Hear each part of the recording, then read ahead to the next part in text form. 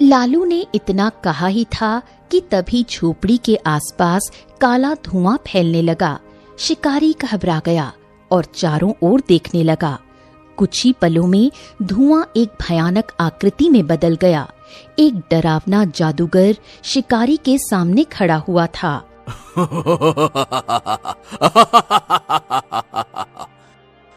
अरे कौन हो तुम? और तुम तो बड़े ही बदसूरत लग रहे हो। हो कौन तुम? भाग जाओ, ये जादूगर है। इसके इरादे बहुत खतरनाक लगते हैं। ये तुम्हें जीवित नहीं छोड़ेगा। भाग जाओ, जल्दी करो। लालू की बात सुनकर शिकारी का हृदय परिवर्तन हो गया। लालू, ए लालू, मैंने तुम्हारे साथ कितना बुरा किया। तुम्हें कैद किया, तुम्हें डराया धमकाया, तुम्हें बेचने की योजना बनाई, लेकिन अब तुम मुझे बचाने की बात कर रहे हो। मैं समझ गया कि सच्ची मित्रता क्या होती है। अब मैं तुम्हें किसी भी कीमत पर सुरक्षित तुम्हारे मित्र के पास ले जाऊंगा। तुम निश्चिंत रहो, मैं समझ चुका हूं। हाँ। जादूगर ठहाका लगाकर हंसता हुआ बोला।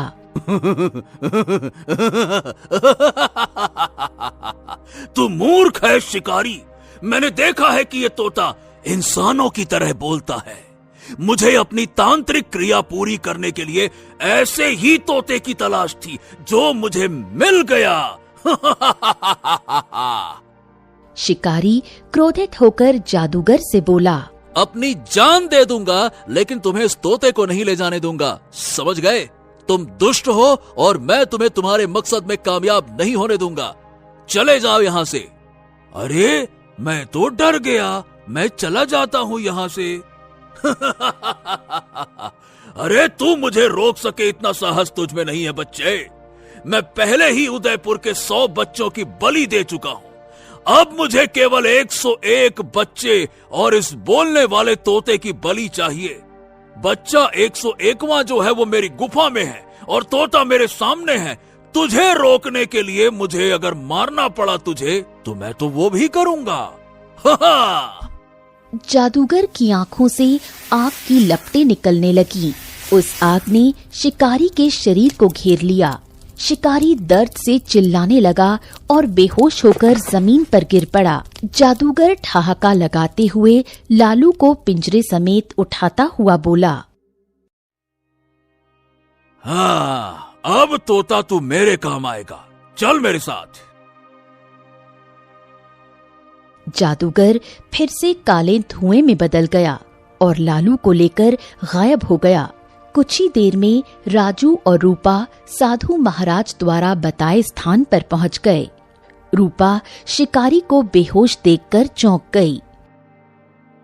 राजू, ये वही शिकारी लगता है जिसके बारे में साधु महाराज ने बताया था।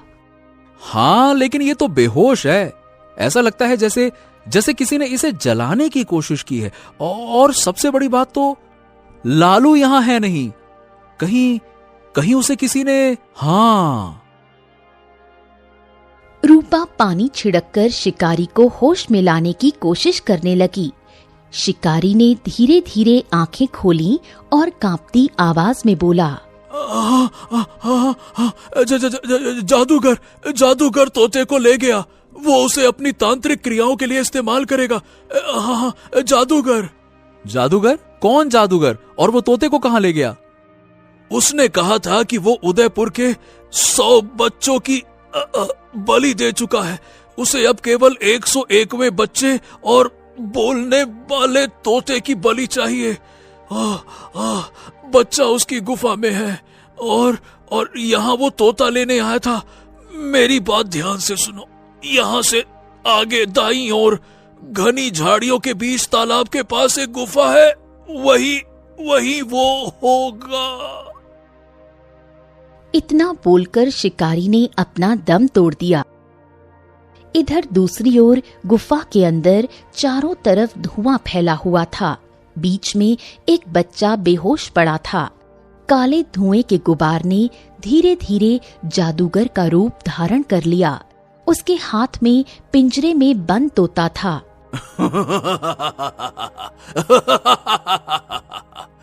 हाँ, बस एक और बलि, इस बच्चे और इस तोते की बलि।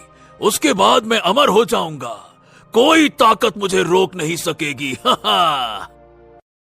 देखो देखो, अभी भी वक्त है, मुझे जाने दो, सब कुछ छोड़ दो। अमृतों के इस जुनून का अंत अच्छा नहीं होगा। सुन रहे हो ना? अरे तू बोलता बहुत है। काय चुप रह। तुझे तो मैं इतनी बेदर्दी से मारूंगा कि तेरा वजूद मिट जाएगा। अगर मेरी जान लेनी है तो ले लो, लेकिन इस बच्चे को छोड़ दो। इसके माता पिता कितने परेशान होंगे, तुम्हें पता है? अरे तुम क्या जानो एक बच्चे के खोने को, दर्द को।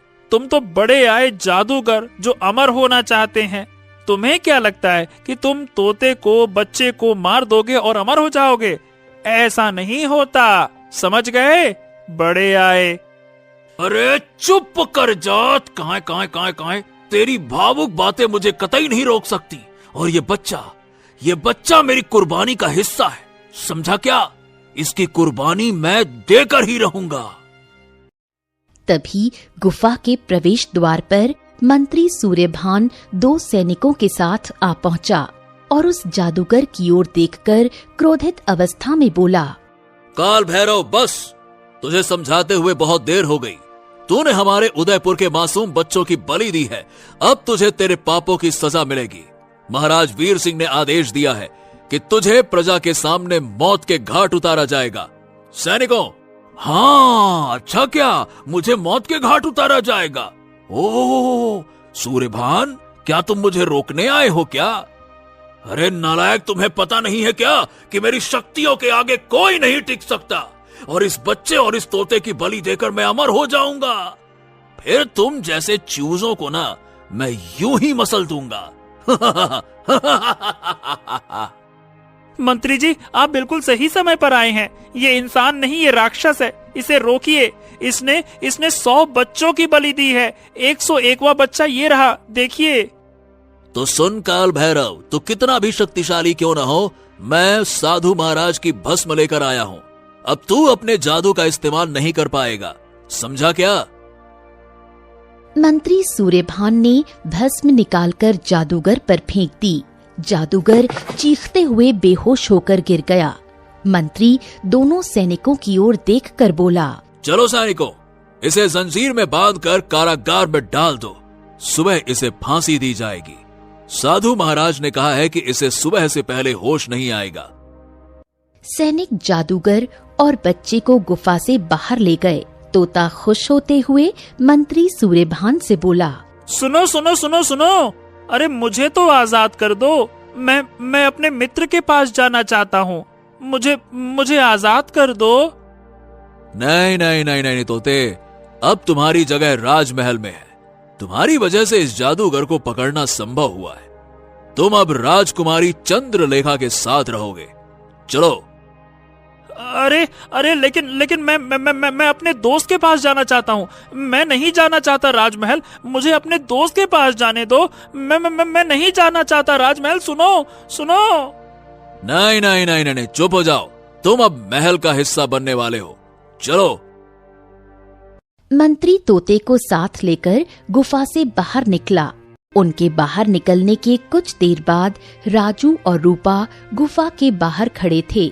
गुफा के चारों ओर सन्नाटा फैला था। राजू, मुझे लगता है कि यहाँ कुछ देर पहले कोई जरूर था। देखो ये तंत्र मंत्र की वस्तुएं। हाँ रूपा, यहीं कहीं होगा, मुझे यकीन है। तभी एक सैनिक गुफा के पीछे से निकलकर उन दोनों को घूरते हुए उनके पास आकर बोला, कौन हो तुम दोनों और यहाँ क्या कर रहे हो? बोलो। मैं एक लकड़हारा हूँ और ये रूपा मेरे गांव की दोस्त है। मेरा तोता लालू जो इंसानों की तरह बात करता है, उसे एक शिकारी ने अपहरण कर लिया था। जब हम शिकारी की झोपड़ी में पहुंचे तो उसने बताया कि जादूगर काल भैरव उसे मारकर मेरे तोते लालू को यहाँ पर ले आया, और इतना बताकर शिकारी ने दम तोड़ दिया। ओ, जादूगर काल भैरव, उसे तो मंत्री सूर्यभान ने बंदी बना लिया। कल सुबह उसे फांसी दी जाएगी। और लालू, क्या आप जानते हैं कि वो कहाँ है? हाँ, मैंने मंत्री सूर्यभान के हाथ में एक तोता तो देखा था, और वो तोता राजमहल में राजकुमारी चंद्रलेखा के पास रहेगा। सुनो, तुम मेरी मानो तो अब उस तोते को भूल ही जाओ, समझे? चलो मैं चलता हूँ। सैनिक हंसता हुआ वहाँ से चला गया। राजू मायूस होकर जमीन पर बैठ गया। अरे मेरा लालू, अब वो मुझसे हमेशा हमेशा के लिए दूर हो गया। अरे मेरा लालू। राजू, साधु महाराज ने कहा था कि रोने से कुछ नहीं होगा, हमें राजमहल जाना होगा। राजा वीर सिंह से बात करेंगे तो वो तुम्हारी और लालू की सच्ची मित्रता को जरूर समझेंगे। रूपा की बात सुनकर राजू के चेहरे पर उम्मीद की एक किरण लौट आई। दोनों राजमहल की ओर चल पड़े।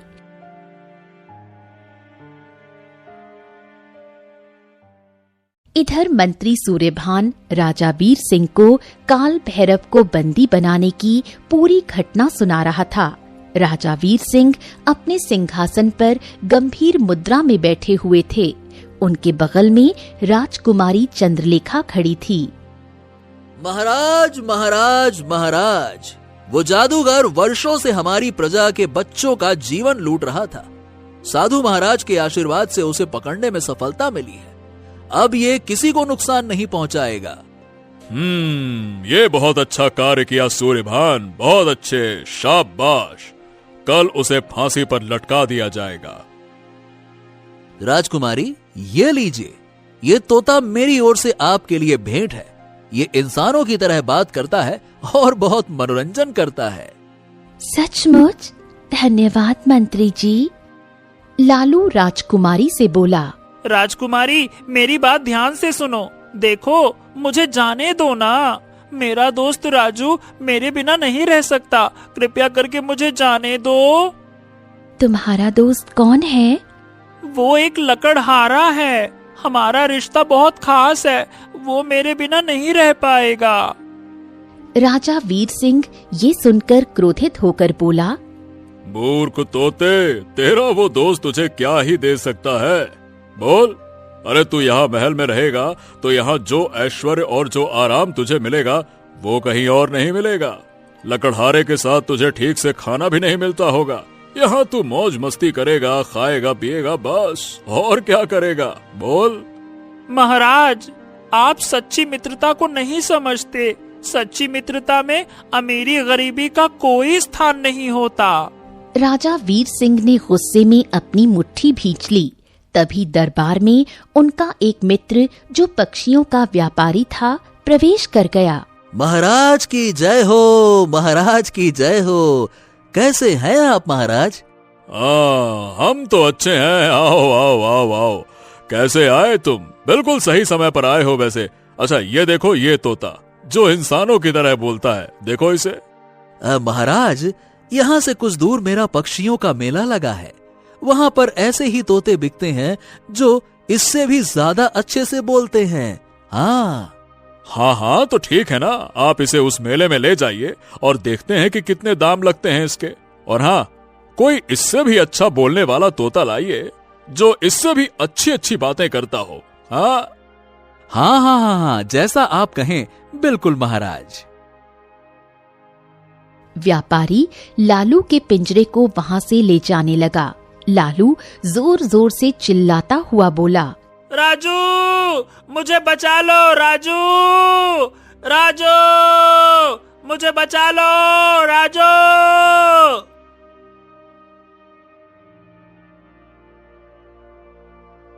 कुछ देर बाद राजू और रूपा महल के द्वार पर खड़े थे। हाँ, रूपा, मुझे मेरा लालू हर हाल में वापस चाहिए। धैर्य रखो राजू, हमें राजा वीर सिंह से बात करनी होगी। इधर बाजार में लालू उदासी भरी आंखों के साथ एक पिंजरे में बैठा था। आसपास कई तोते खुशी से चहचहा रहे थे। क्या मेरा मित्र राजू मुझे यहाँ से कभी ले जाएगा क्या? शायद नहीं। मुझे वो भूल ही गया होगा। क्यों ही याद रखेगा। उसकी आंखों में आस आ गई। उधर राजा वीर सिंह, राजकुमारी चंद्रलेखा और मंत्री सूर्यभान सभा में थे। तभी राजू और रूपा वहां पर पहुंच गए। राजू राजा वीर सिंह की ओर देखकर बोला। महाराज, मैं अपने तोते को वापस लेने आया हूँ। वो केवल एक तोता नहीं बल्कि मेरा सच्चा मित्र है। मैं उसके बिना नहीं रह सकता महाराज। बता दीजिए वो कहाँ है। एक तोता और मित्र।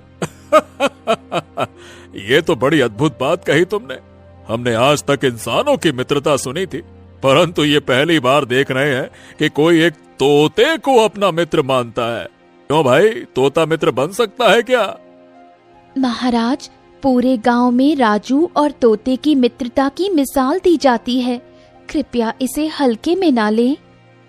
राजकुमारी चंद्रलेखा अपने पिता से बोली, पिताजी, लगता है कि ये उसी तोते की बात कर रहे हैं जिस तोते को आपने अपने व्यापारी मित्र को दिया है, जिसे मंत्री सूर्यभान हमारे पास लेकर आए थे। ये सुनकर राजू रोते हुए बोला, हाँ, आप सही कह रही राजकुमारी, मैं उसी की बात कर रहा हूँ। वो मेरा मित्र है, मेरा जिगरी यार है। हाँ। राजकुमारी चंद्रलेखा राजू के चेहरे पर सच्चाई देखकर सोच में पड़ गई। पिताजी, मुझे लगता है कि राजू की बातों में सच्चाई है। इसकी आंखें इसकी मित्रता का प्रमाण दे रही हैं। तभी वही व्यापारी वहां आ पहुंचा। राजा वीर सिंह उस व्यापारी से बोला, हाँ, वो तोता जिसे हमने तुम्हें दिया था, लाओ लाओ लाओ, उसे वापस कर दो। ये युवक उसे अपना मित्र होने का दावा कर रहा है। लाओ लाओ। महाराज क्षमा करें, जैसा कि आपने कहा था मैंने वैसा किया। मैंने उस तोते को पक्षियों की बाजार में बेच दिया। अब वहां पर सैकड़ों तोते हैं। अब उसे पहचान पाना असंभव है महाराज। लो राजू, अब देखो, तोता ढूंढना असंभव है। क्या तुम अब भी उसे पहचान सकते हो क्या? बताओ। हाँ महाराज, मुझे बस आप एक बार अवसर दे दीजिए। मैं अपने लालू को सैकड़ों क्या हजारों तोतों में भी पहचान लूंगा। हाँ। राजा वीर सिंह, मंत्री और व्यापारी सभी आश्चर्यचकित हो गए। कुछ देर बाद राजा वीर सिंह, राजकुमारी चंद्रलेखा, मंत्री सूर्यभान, रूपा और राजू बाजार में पहुंच गए। बाजार में सैकड़ों पिंजरे रखे थे। राजू ध्यान से सबकी ओर देखने लगा। हाँ, वो रहा मेरा लालू। वही है जो उदास बैठा हुआ है। हाँ, वही है मेरा लालू। हाँ, वही है। मेरे मित्र, मुझे पता था कि तुम मुझे ढूंढते हुए जरूर आओगे। मैं तुम्हारा इंतजार कर रहा था। मुझे लगा था कि अब हम शायद कभी नहीं मिल पाएंगे। मेरे मित्र, मेरे लालू, मैं तुम्हें अब कभी अकेला नहीं छोड़ूंगा। मैं तुम्हारे बिना नहीं रह सकता। सभी का चेहरा भावुक हो उठा। वाह वाह वाह वाह वाह, राजू, तुम्हारी मित्रता सच्चाई और लगाव का अद्भुत उदाहरण है। तुम्हारी तरह मित्रता निभाना हर किसी के बस की बात नहीं है। अगर तुम्हें किसी भी चीज की आवश्यकता हो तो महल के दरवाजे तुम्हारे लिए हमेशा खुले रहेंगे, ठीक है? महाराज, मेरे लिए लालू ही सब कुछ है। अब मुझे कुछ नहीं चाहिए। आपका बहुत बहुत धन्यवाद महाराज, बहुत बहुत धन्यवाद। साधु महाराज, आपका भी बहुत बहुत धन्यवाद। अगर आपका मार्गदर्शन ना होता तो मैं तो कभी लालू को वापस ही नहीं पा सकता था। धन्यवाद। अब मुझे माफ कर दो राजू, मैंने तुम्हारी मित्रता का मजाक उड़ाया। मेरी बेटी रूपा तुमसे प्रेम करती है। कृपया उससे अब विवाह कर लो ना। कर लो, मना मत करना। तो देखिए मुखिया जी, बात ऐसी है कि मेरा और रूपा का विवाह होगा या नहीं होगा, इसका फैसला मेरा मित्र लालू करेगा। हाँ, तो रूपा मेरी भी अच्छी दोस्त है। राजू, तुम्हें उससे विवाह करना चाहिए। हाँ।